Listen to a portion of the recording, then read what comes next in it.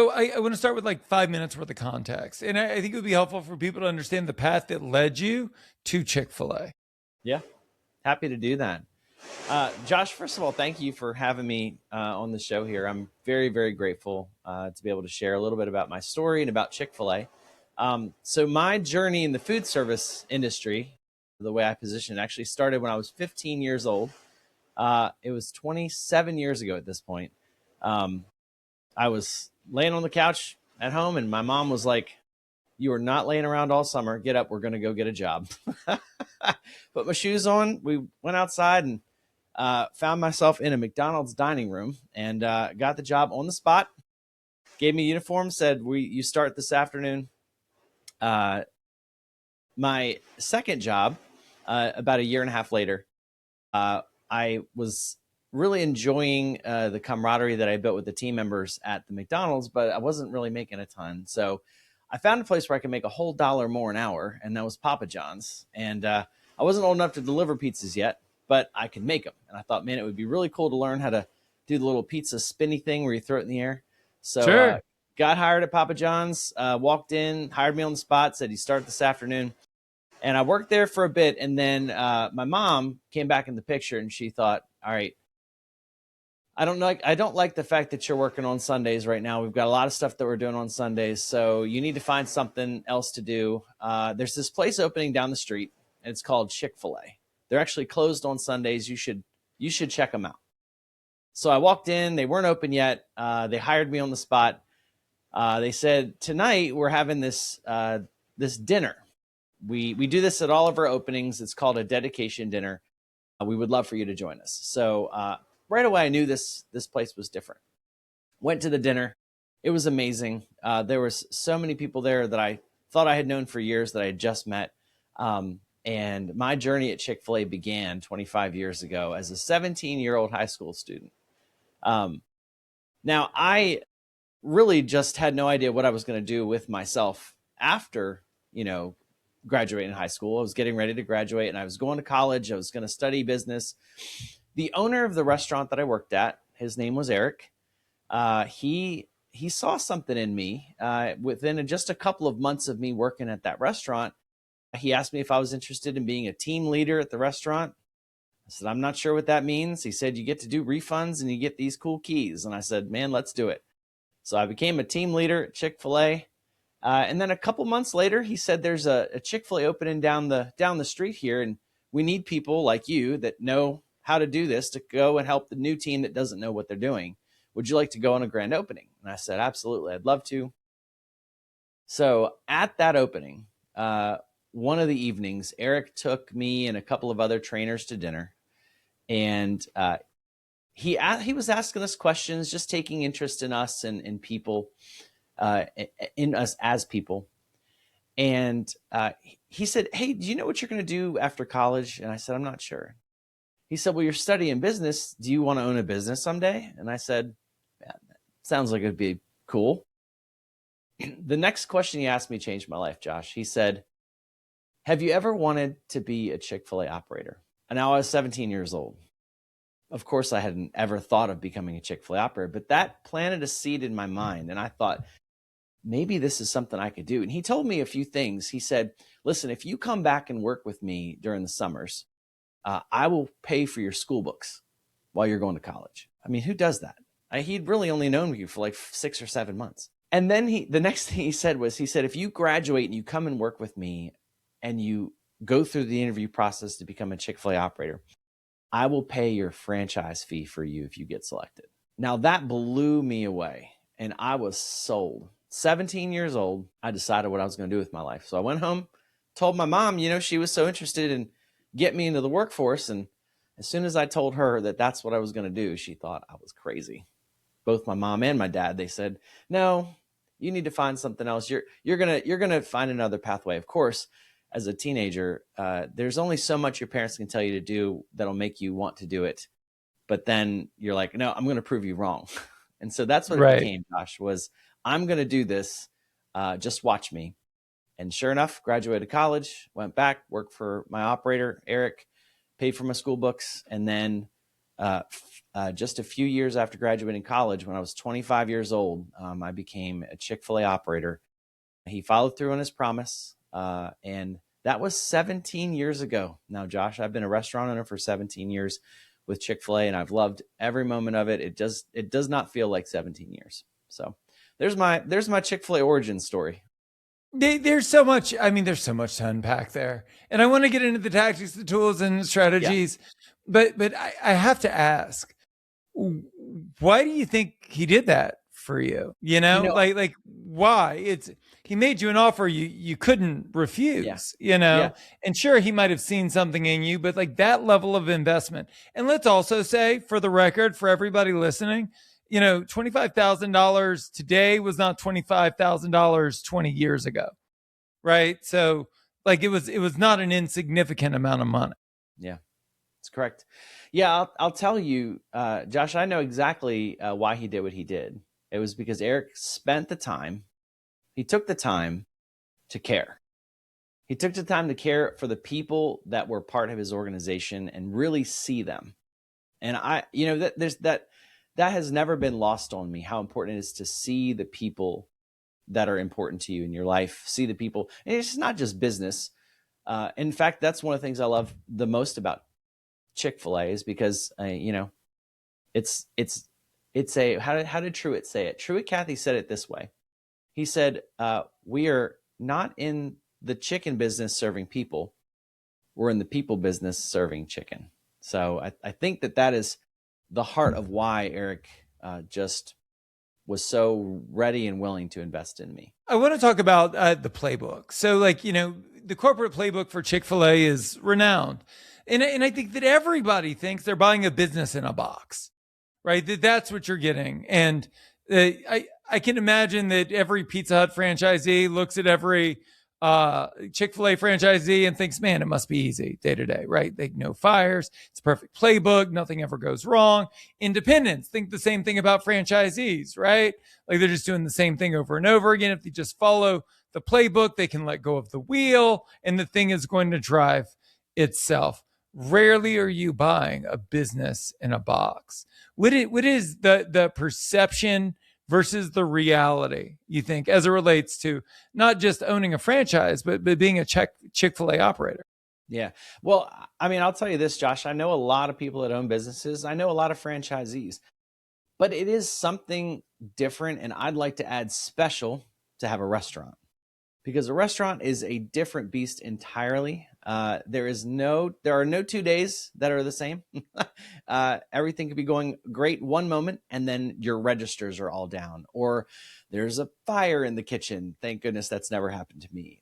There are just so many different moving pieces to a restaurant that it just really takes us another level of focus and intentionality to run a restaurant really well. Franchising helps, in my opinion. I mean, it's the only business I've ever had is a franchise. But it helps because one of the things Chick-fil-A says is you're in business for yourself, but you're not by yourself. And I think you have that support system, that network of people that are there to make sure that you can stand on your own 2 feet, but that you have someone standing there helping you along the way. I want to talk about the Chick-fil-A structure because in our pre-interview, you said something, and the phrase has just stuck with me. Chick-fil-A caps operators at 1, 2, sometimes 3 restaurants, but it's specifically so you stay embedded in the business and in the community as opposed to stretching thin. And the way that you described it, the words that you used were built to be present. And I just, it was a very off the cuff statement, but it really resonated with me. And so, when you look at the design of the structure, how is it built and does it enable you to be present in these businesses? Yeah, no, thanks, Josh. I appreciate the question. I will tell you that, over the years, Chick-fil-A has changed a lot from when it was, started back in 1967. And currently, the way it stands is, as an operator, you can have a restaurant in a community. If another restaurant opens within a certain amount of distance and impact of that restaurant, you can be eligible for a second restaurant. In special instances, there are operators that actually have 3 restaurants. But I want to go back to something that Truett said. Truett Cathy, who founded Chick-fil-A, he said this. He said, we should be about more than just selling chicken. We should be a part of our customers' lives and the communities in which we serve. That's our job as operators, really, is to be a part of our communities. Selling chicken is just the channel, the vehicle in which we do that. But it is more than just about the food. So, when you think about restaurateurs that have 4, 7, 12, 15 restaurants, and it is remarkable. I know some amazing restaurateurs that do that. It is, fantastic, but it's very, very difficult for that individual restaurateur to then be a member of that community, because we already said it, Josh, a restaurateur, or someone who owns a restaurant, they're a different level of person that can manage all the different moving pieces. You imagine having more than one of those, and it's twice as many things to focus on. 3, wow, that's crazy. And then you get to 20, 30, 40, you just can't be a part of the community. So I think for us, that's really what it's about, is making sure that we can be present in our communities.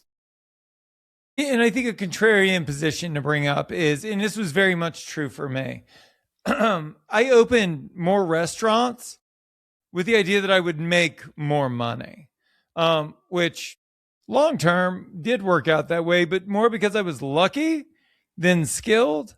I think that by and large, as an industry, we see growth as an anecdote to inefficient operations, low profitability, poor design. And so I think that Chick-fil-A is this grand contradiction in the way that, you can own one and you can have a beautiful and dynamic life where you're able to make incredible amounts of money, right? And still have financial freedom, freedom of time, freedom from overwhelm, which is certainly not the overall ethos in the industry. Can you talk about your experience there? Well, for me, and Josh, I can't speak for all operators. I can speak for me.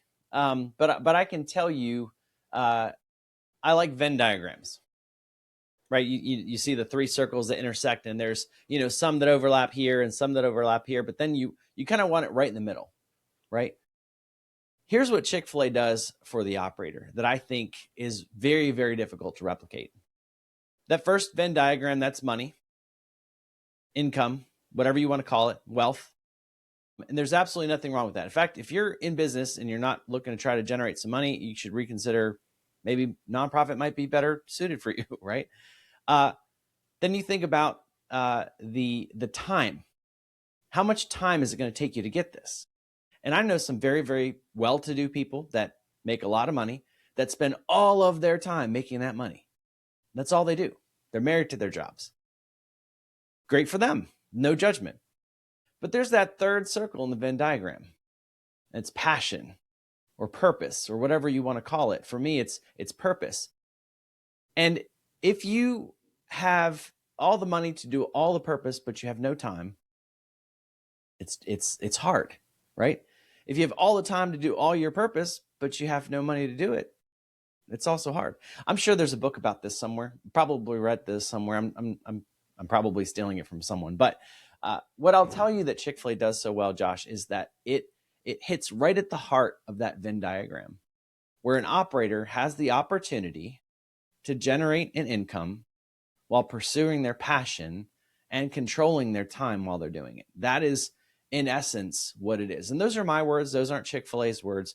But 17 years in the as an operator, 25 years in the brand, I can tell you from personal experience, that is the secret sauce. It's the operator. That is the secret sauce for Chick-fil-A.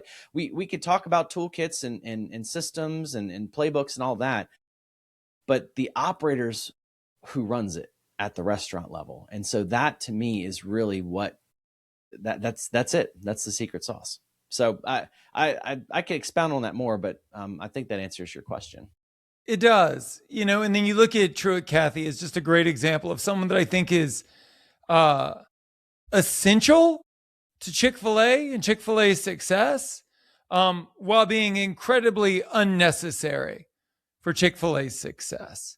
And I think that it's there's a really clear delineation there, something that you had shared as a goal, which is fascinating because I think that, again, this is very counterintuitive. Is that, you described one of your goals as an operator is making yourself increasingly unnecessary to the success of the business. When I think that so many of us get joy from saying, this thing lives or dies based on my individual contributions to this business. Yeah. How did you get there? Well, so something that you said there, you said, being essential or non-essential. Here's the value. And I Truett, like what an example Truett Cathy was. Truett taught us that a good name matters more than anything else. A good name as individuals, a good name as restaurants, a good name as a brand.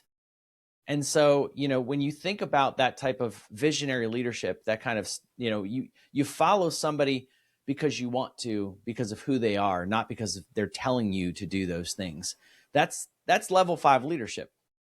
Josh, I'm a John Maxwell guy. I love all the stuff that John has to say. And that's one of his books is the 5 levels of leadership. And level 5 is you follow somebody because of who they are to you. You don't have to hear what they have to say. You don't, need to fear what's going to happen if you don't do it. You want to do something because who someone is to you in your life. So that to me is the value of that. I think that answers your question. It does. And so, one of the things I want to dismiss before we get into the next topic I want to cover is people could hang up now, right? They could stop listening to the show and they'd be like, cool. Rob just wants to run one Chick-fil-A. That's all he wants to do with his life. It's all he's done with his life, right? Full stop. That's not me. Those aren't my ambitions. I want to do many things in life. I want to do many big things in life. And if they just cut the conversation now, they would be wrong because you do have ambitions outside of Chick-fil-A and you do have interest. And your career is incredibly dynamic. And so I would ask you to describe the other facets of your career as well before we get into delegation.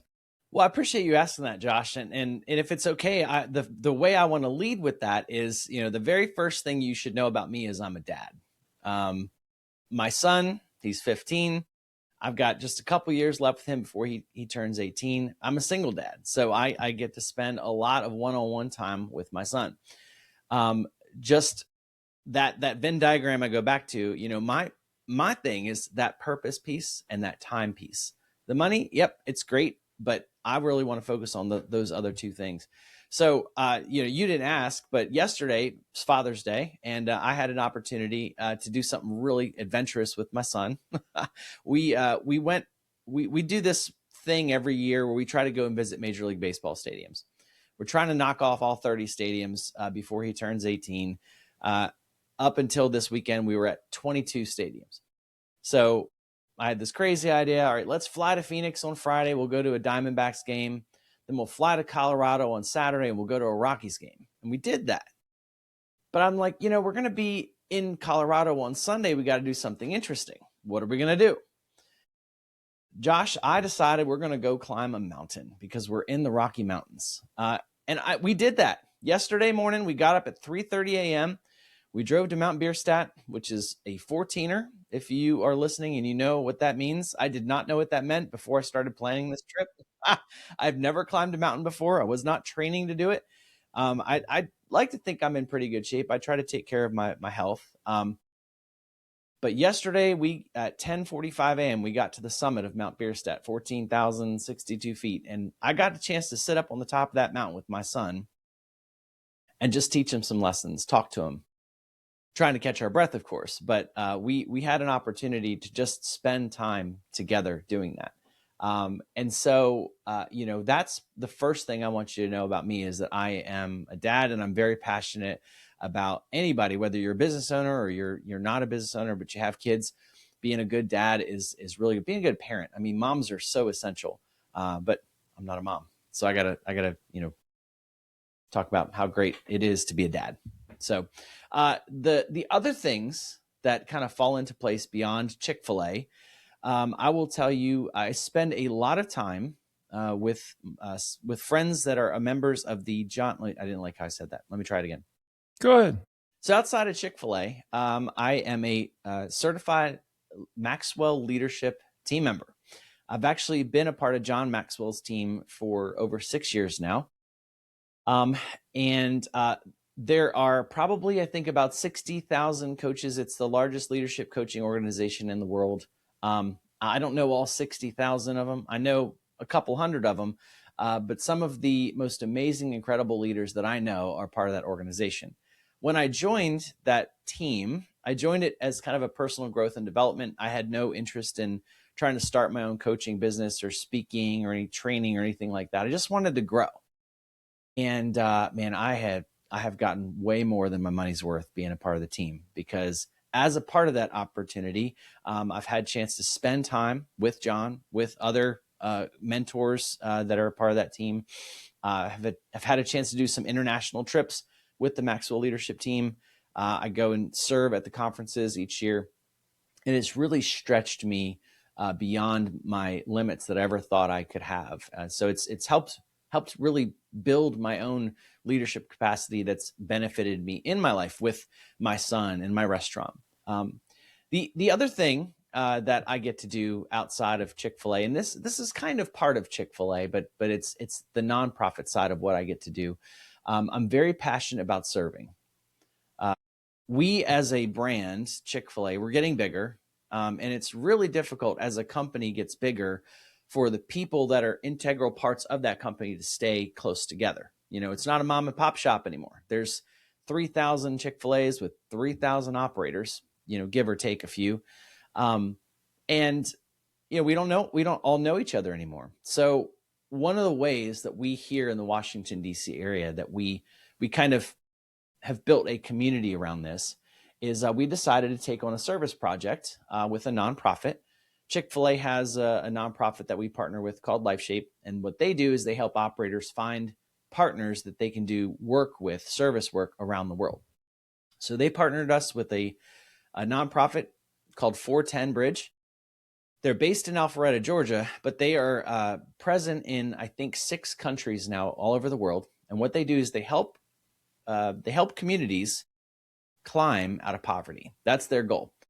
And they're very holistic in how they do that. And what they do is they find folks that have a specialty in some area, whether maybe you're a doctor, you'll go and serve in medical missions. If you're a business owner, you'll go and serve doing leadership things or doing business trainings. If you are, you know, and you can go on with that. So what we as operators did in DC is we got together and said, hey, let's partner with 410 Bridge. Let's select a community, or let's let them select a community for us. And so we were paired with a community in what's the name of the community is Mugaa, and it's about 3 hours north of Nairobi, Kenya.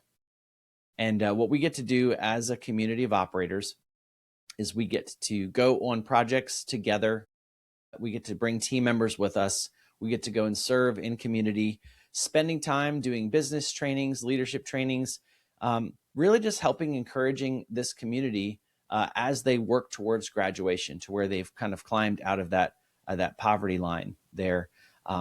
And we also do fundraisers in our restaurant to help support the community that we're serving there. And it really is just, it's about more than just a chicken sandwich, right?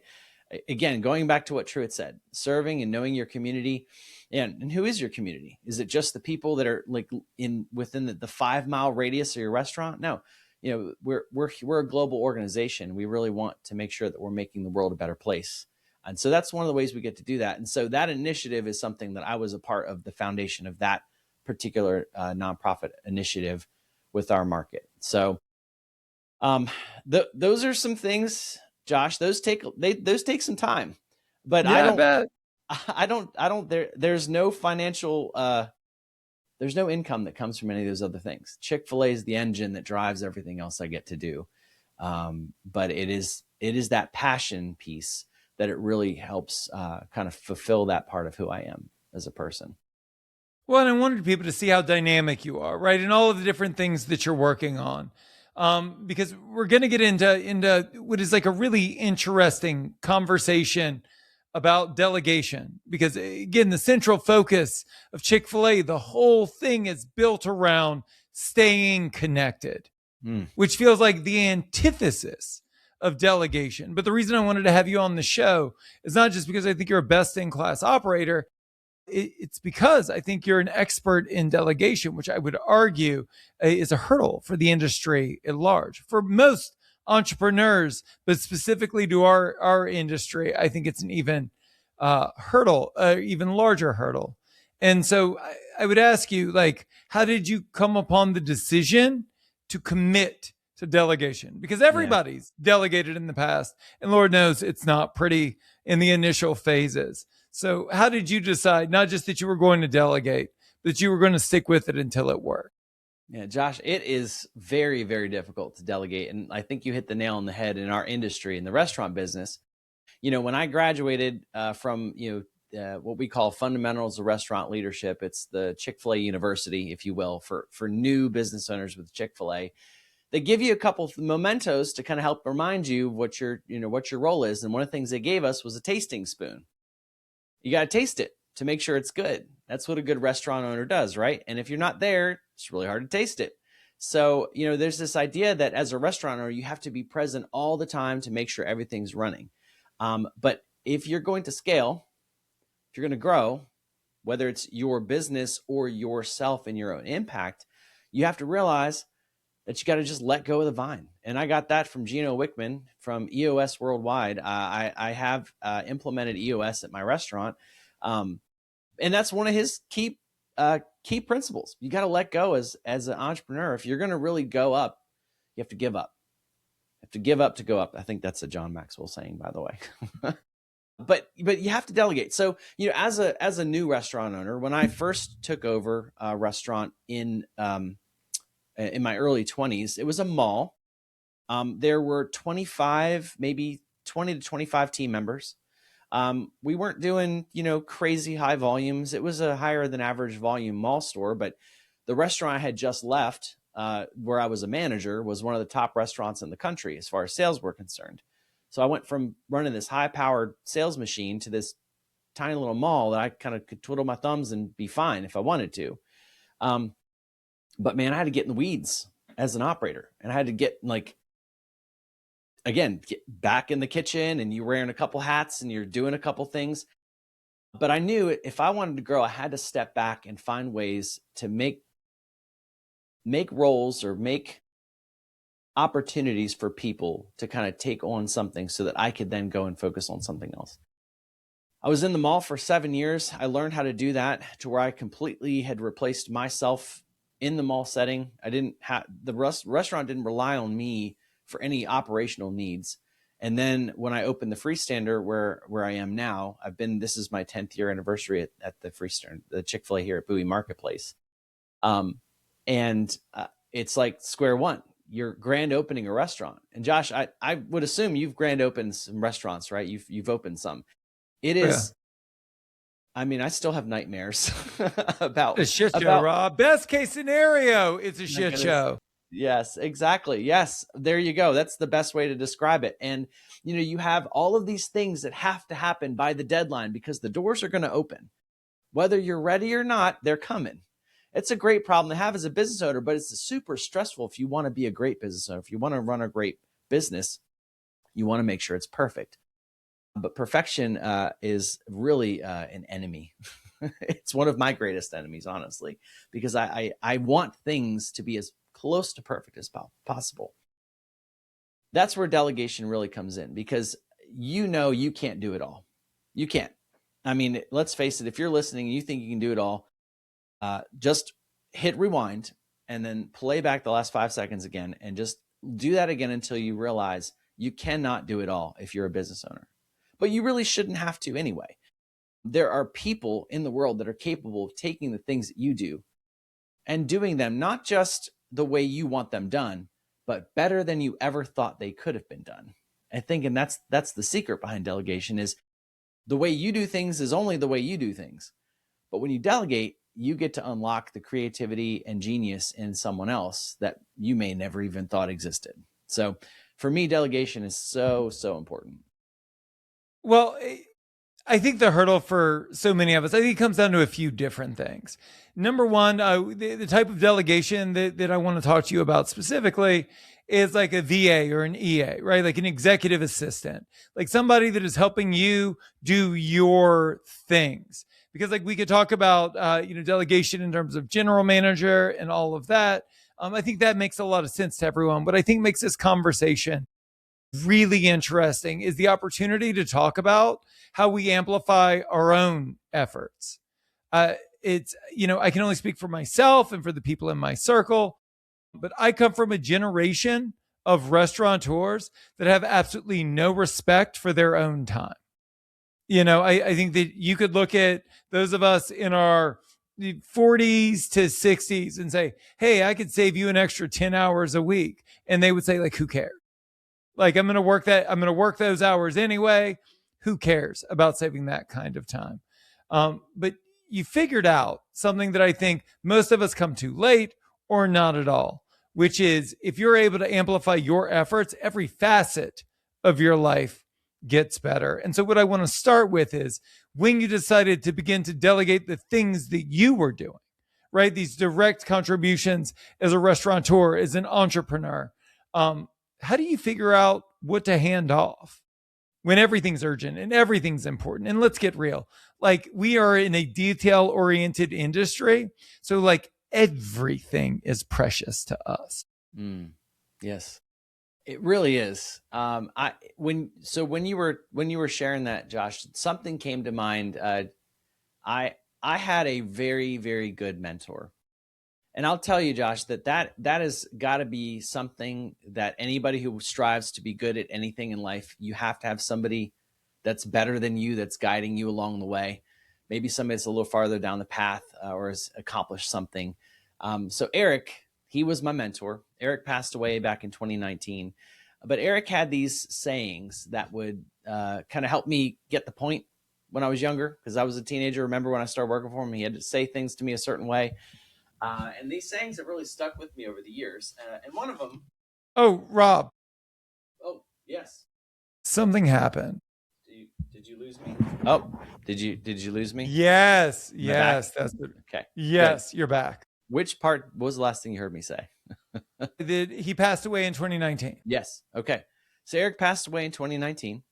But one of the things that he left me with were these sayings that helped me kind of remember that there's a better way to do things. One of them was, you need to do what only you can do as a leader. And as you get busier, as you get more responsibility, there are going to be less and less things that only you can do as a leader, but they're big. They're very, very important. If you want to go and cut a deal with the local sports team for selling sandwiches in their arena, at some point, you're the only one that can go and do that. But then at some point, you've got someone on your team that you've developed to the point where they could probably go and do that better than you. And so you got to let that go at some point, right? In your organization, I think the heart of your question was, as a restaurateur, how do you replace yourself? Right? How do you multiply what you yourself are doing? How do you extend your own time?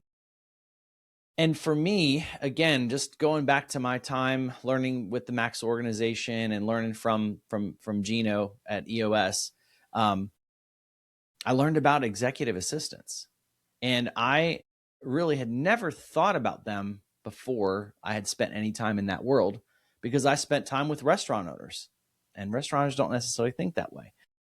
But we were challenged at an event I was at. We were challenged, hey, if you own your business, you are the CEO of your organization. Now, you might even have a franchise, but if you own that franchise location, you are the CEO of that location. Do you think of yourself as the CEO? They challenged my thinking on that. Then they said, think about CEOs and what they do with their time. Do you know any CEOs? I happen to know several CEOs. In fact, I've spent time with Chick-fil-A executives fairly often over the years. there's certain things that I know that they just don't do. And all of them have executive assistants. And so it got me to asking myself the question as an operator, why don't I have that? It's not wrong to not have it, but what could I do if I did have someone in my corner that kind of had eyes on my schedule, on my calendar, on my priorities, that helped me stay accountable? And here's another thing, Josh, that people that aren't business owners don't understand is that when you are the business owner, you are the ultimate accountability for yourself. You'll have team members, you'll have customers, they'll have needs, but ultimately you're the one that can keep yourself accountable to what you do. For me, the executive assistant became an added layer of accountability to where almost like I hired my own boss, right? And my VA, her name is Mindy. And I have a fun, back and forth with her about different things. And one of the things, like, sometimes I say, all right, boss, thanks. I appreciate that. Because I need that in my life. I need to make sure that someone knows the things I need to be doing, because if not, there's the temptation. It's like, you know what? I'll get to that later. Like, nope, it's something you've got to do. The great thing about a VA, though, a great VA, Josh, is that when they see something that you shouldn't be doing, they'll say to you, hey, can I take that off your plate? You want me to handle that? Can I delegate that to someone else on your team? And it changed the world for me. 5 years ago, I think it was 5 years ago, that I brought Mindy on. I worked through an organization, Belay Solutions. That's where I found Mindy. I know there's a lot of executive assistant organizations out there, but Belay is where I had the opportunity to partner with Mindy, and they were fantastic in helping me find someone that can help me address what I needed to address in my business and take things to the next level. I want to ask about that, because you could have gone through Upwork, right? And then it would have been like a crapshoot. But the reason they chose to go with Belay, and I thought this was really, really interesting. It wasn't just about finding someone that could do the work, because there are a lot of people that could do the work. It was about trying to find someone that could work with you, Rob, and your disposition, and right, like the yin to your yang. And that's why you went with Belay, was because you weren't trying. You were going. The way you explained it was something around like trying to go for fit as opposed to function. Explain it. Yeah, Josh, I think a lot of your audience can probably relate to this analogy here. If I need to hire a cashier, I can put an ad online for that. I can even do walk-ins if I need to. I don't even need to advertise for that. I can, rely on the fact that I'm going to have a steady stream of applicants coming in for different tasks, vital tasks. We can't do anything without our team members. In fact, the front lines at Chick-fil-A is really what makes Chick-fil-A who we are. Okay. I want to make sure that is very clearly stated at the front, because our team members are fantastic. But there's so many great team member options out there.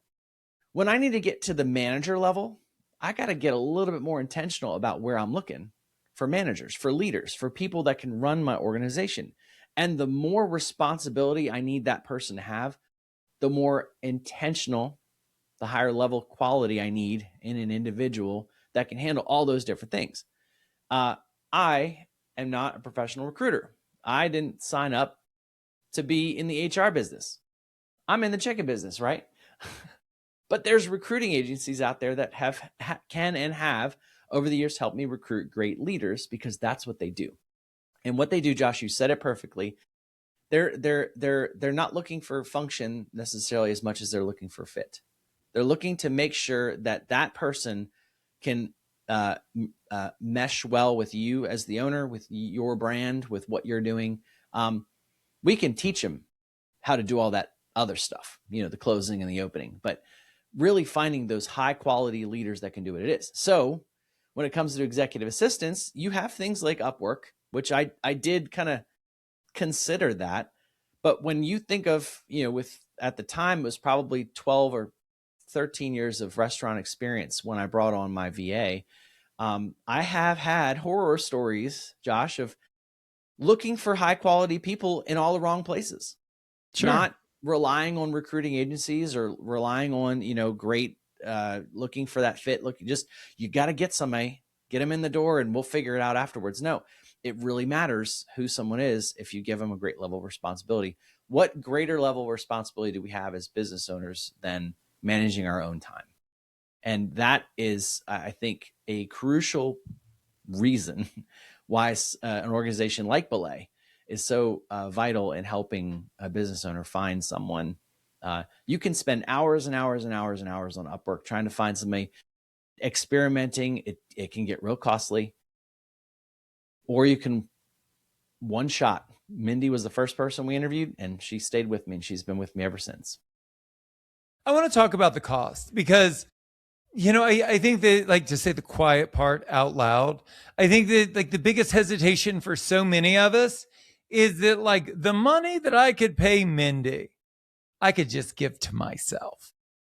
Right. And it's the delineation between trying to figure out in your mind, is Mindy an investment or is Mindy an expense? Right? Does Mindy cost you money or does Mindy make you money? And so, because that's the hurdle, right? Yeah. Yep. It is, until you think of it this way. How much is 1 hour of your time worth as a business owner? And this is something, as a listener of your show, I'd say reflect on this for a minute. How much are you worth? How much is an hour of your time worth to you? Maybe put a dollar amount next to that. Figure that out, right? If you could double that amount put a number next to it, a year, how would that make you feel? When you have an assistant, it's like doubling the value of your own time, right? I wouldn't say that Mindy's ever physically made me any money. Like, she's never worked a register. She doesn't even live near me. She lives in North Carolina. She's been to my restaurant, I think, 3 times in 5 years. But she runs my leadership team meetings virtually so that I can actually participate instead of me having to run them. She knows all of my leaders and is a part of all of our group messages. She manages my calendar. She answers my emails. Everyone that interacts with me at some point has interacted with Mindy, sometimes knowingly, sometimes unknowingly, because I tell her sometimes, hey, can you answer this in my voice? Because this is an important, I don't want someone to feel like they're being handed off to someone that's not me, because, relationships are really important in this business. But my time is also important. So if there's something that you can do in my voice, I'd like for you to try and do that.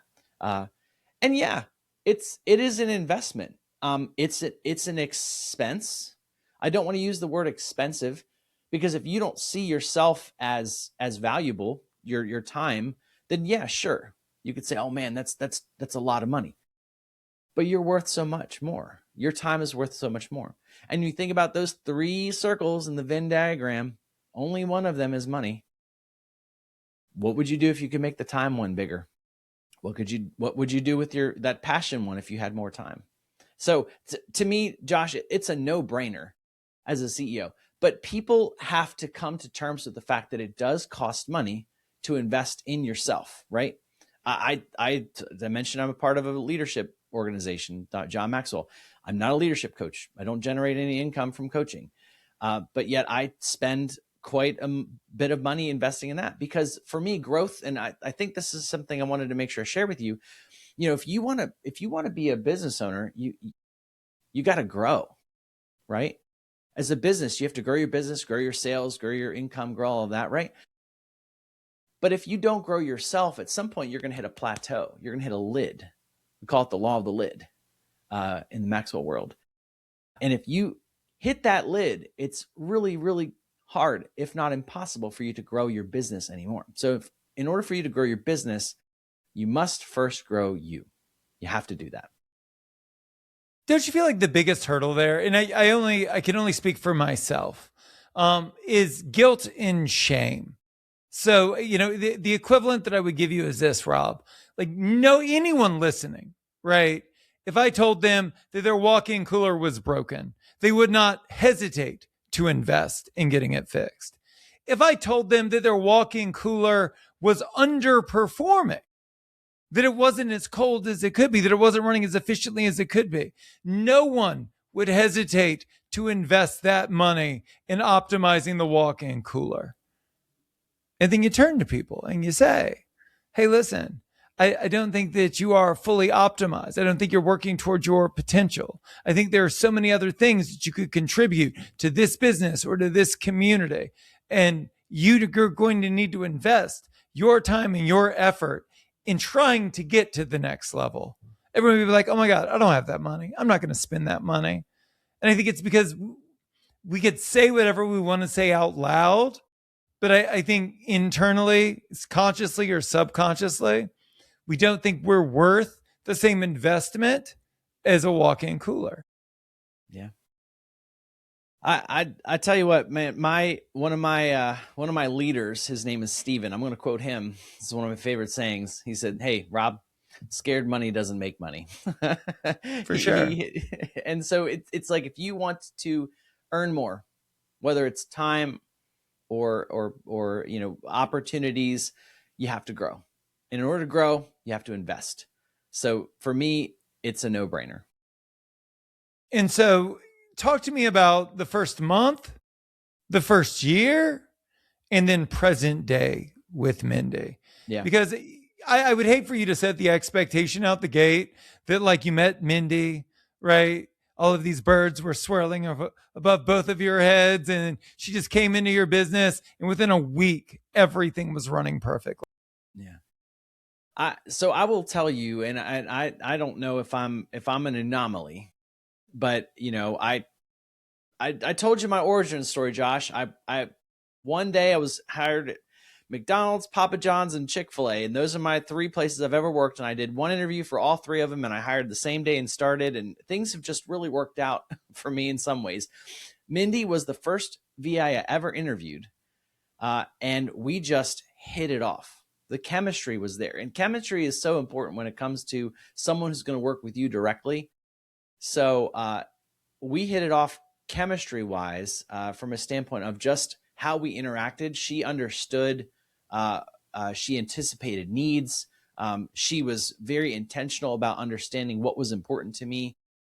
She's never made it about herself.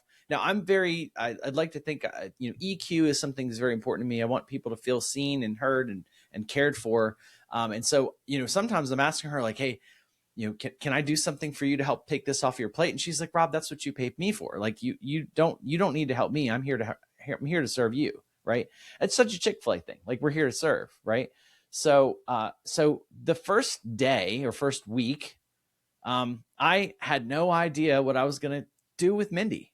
I didn't have a blueprint for this. I don't know of any other operator that had a VA at the time. I know that there are some now that have them. I'm sure there were, but I didn't know who they were. And so we spent the first month just kind of trying to understand what the priorities were.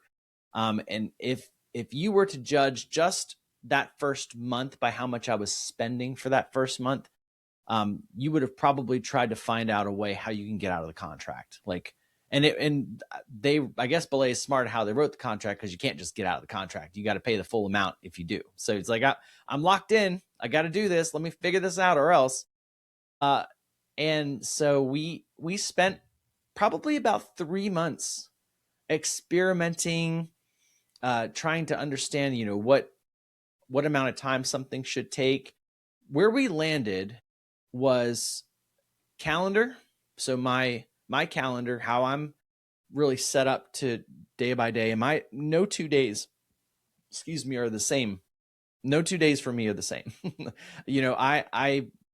Tomorrow I'm hosting a training call online for about 300 leaders.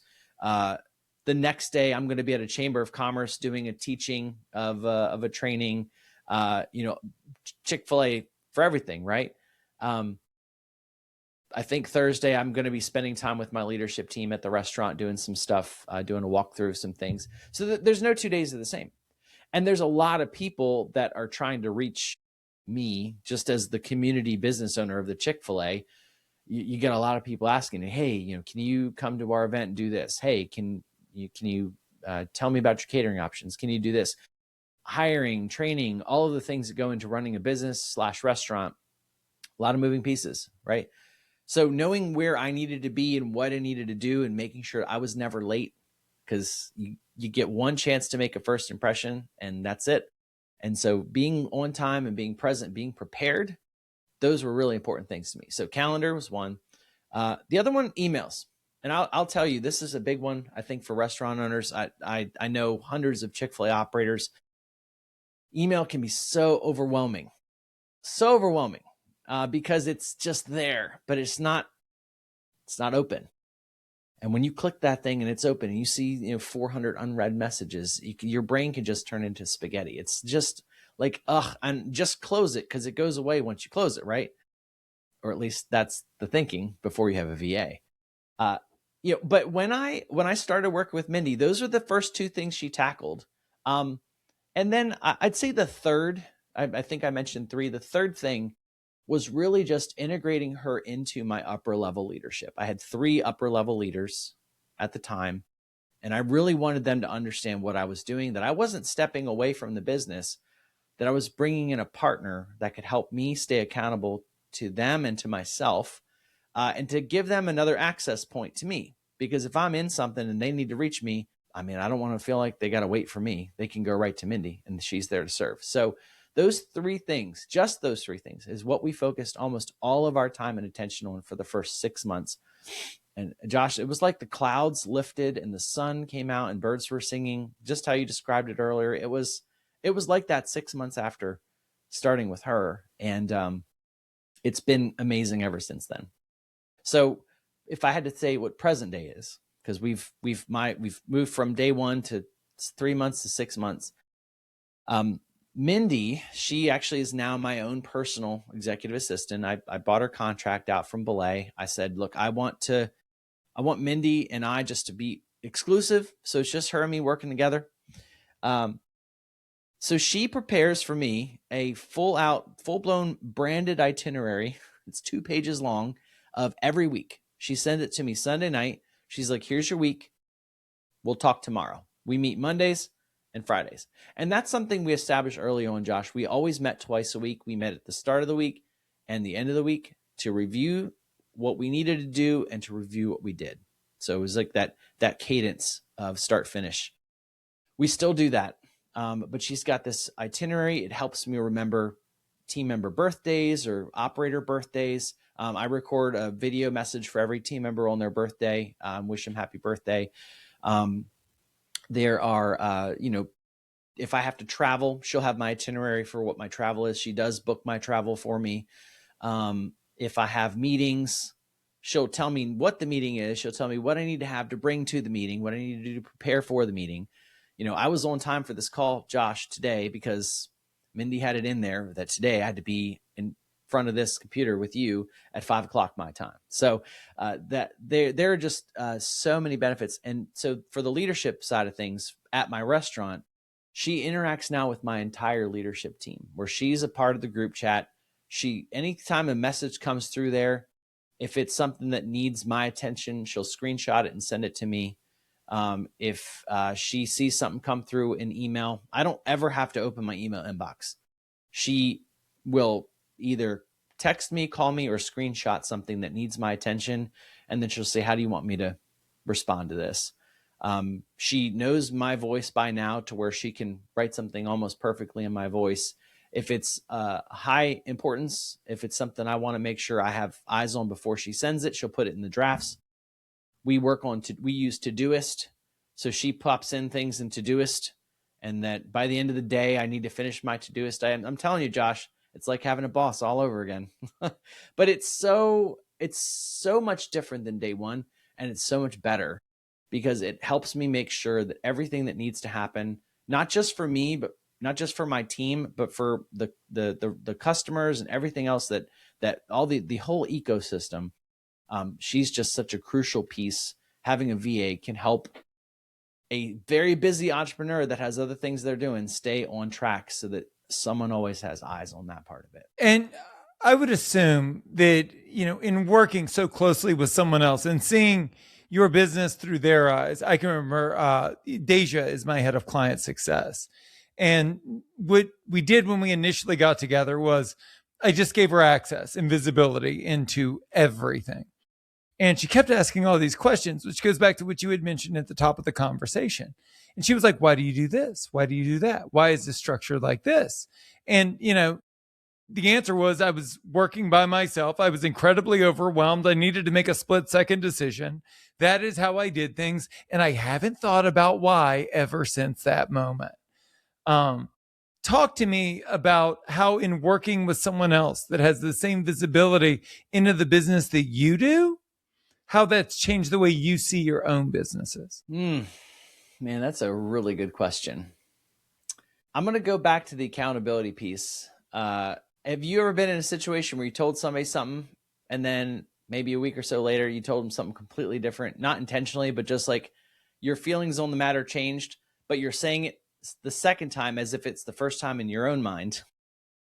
And then they look at you like you're crazy. Well, that's Mindy for me. She'll get my opinion on something, a decision I need to make, and I'll share what it is. And then when we move forward, I might challenge her on something that we've decided upon. It's like, hey, what about this? And she's like, wait, no, you said this. And she'll remind me what I said and why I said it. I don't know that she's necessarily taking notes of every word I say, but she's just so good at what she does that she can make sure that anything I do is really thought through very thoroughly.